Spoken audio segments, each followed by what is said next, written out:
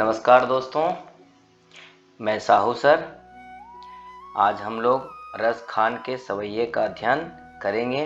इसमें 4 पद हैं और चारों पद को 2 भाग में बांट करके अध्ययन करेंगे। तो चलिए हम लोग 2 पद का अध्ययन करते हैं। इस भाग में कविता की ओर चलते हैं।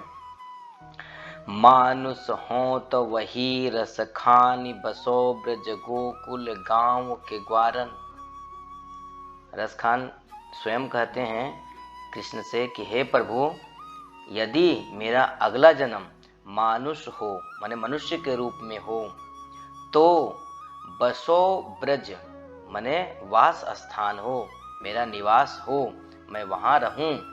ब्रज गोकुल माने ब्रज में गोकुल के गांव के ग्वारन के रूप में हो। ग्वारन माने गांव के ग्वाले के रूप में हो। मेरा वास कहाँ हो?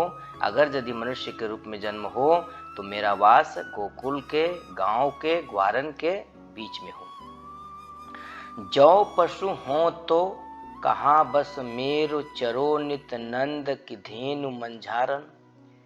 जौ माने यदि पशु हो, यदि पशु के रूप में मेरा अगला जन्म हो तो कहाँ बस मेरो माने मेरा बसेरा कहाँ हो, तो उसके बारे में बोल रहे हैं कि चरो नित माने चरूं, चरो माने चरूं, नित्य माने प्रतिदिन, नंद की धेनु माने नंद बाबा की गैया के रूप में, मंझारन का मतलब बीच में, माने नंद बाबा के गैया के रूप में मेरा अगला जन्म हो, नंद बाबा के घर में ही हो। पाहन हो तो वही गिरि को जो कियो, हरि छत्र पुरंदर धारन। लेकिन यदि पत्थर के रूप में अगला जन्म मेरा हो तो पाहन हो तो वही गिरी माने उसी गिरिराज पर्वत पर, को जो माने जिसको, कियो हरि छत्र माने जिसको श्री कृष्ण जो है सो छत्र के रूप में धारण किए थे। कब धारण किए थे? पुरंदर धारण। पुरंदर का मतलब इंद्र, इंद्र के प्रकोप से बचाने के लिए जिसको गिरिराज पर्वत, जिस गिरिराज पर्वत को छाते के रूप में धारण किए थे उसी पर हो, पत्थर के रूप में। जौ खग हो तो बसेरो करो मिल, कालिंदी कूद कदम्ब की डारन। कि यदि अगला जन्म पक्षी के रूप में हो, जो खग माने यदि खग माने पक्षी हो माने हो तो बसेरो करूं, मेरा बसेरा कहाँ हो, मेरा वास स्थान कहाँ हो, जहाँ मिली कालिंदी कूद, कालिंदी कूल का मतलब यमुना नदी के किनारे, कदम्ब की डारन माने कदम के ढालों पर हूँ। कि यदि मेरा अगला जन्म पक्षी के रूप में हो तो मेरा वास स्थान यमुना नदी के किनारे कदम के पेड़ के डालों पर हूँ। यानी कि कहते हैं कि यदि मनुष्य के रूप में मेरा जन्म हो तो गोकुल गांव में ग्वारन के बीच हो। यदि पशु के रूप में अगला जन्म हो तो नंद बाबा के घर में धेनु गैया के रूप में हो। पाहन के रूप में हो यानी पत्थर के रूप में हो तो उसी गिरिराज पर्वत पर हो जिसको श्री कृष्ण छत्र के रूप में धारण किए थे। यदि खग के रूप में हो यानी पक्षी के रूप में हो तो कालिंदी नदी, यमुना नदी के किनारे जो कदम की डाल हैं उस डाल पर हो। दूसरा पद की ओर, कविता की ओर चलते हैं। या लकुटी अरु कामरिया पर राजति हूँ पुर को तजिटारू। या लकुटी माने या माने इस, लकुटी माने लाठी, अरु माने और, कामरिया माने कंबल।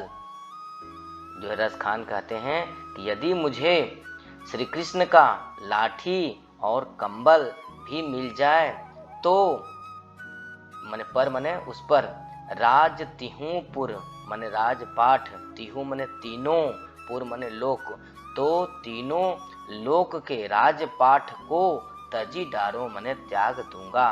कहते हैं कि यदि मुझे सिर्फ कृष्ण का लाठी और कंबल भी मिल जाए तो मैं तीनों लोक के राजपाठ को भी त्याग दूंगा।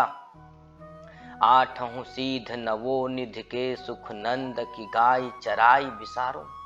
कहते हैं आठों सिद्ध माने 8 प्रकार की सिद्धियां, नवो निधि माने 9 प्रकार की निधियां के सुख माने उससे जो सुख प्राप्त होता है उस सुख को, नंद की गाय माने नंद बाबा के गाय, चराई बिसारो चरा करके मैं बिसार दूंगा। किनको?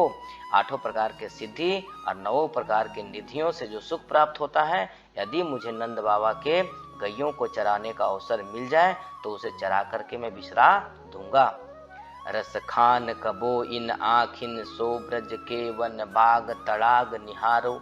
रस खान कबो मने कब, कहते हैं कब, इन आखिन मने इस आँख को, ब्रज के वन मने ब्रज के, जंगल, बाग मने बाग बगीचे, तड़ाग मने तालाब, निहारो मने निहारने का। कहते हैं रसखान कि पता नहीं कब इन अखियों को मने मेरे आँखों को ब्रज के जंगल, बाग बगीचे, तालाब निहारने के अवसर प्राप्त होंगे। मेरे भाग्य में ऐसा कब होगा मुझे पता नहीं है, लेकिन यदि ऐसा हो जाता है तो कौटिय कल धौल के धाम करील के कुंजन ऊपर वारो।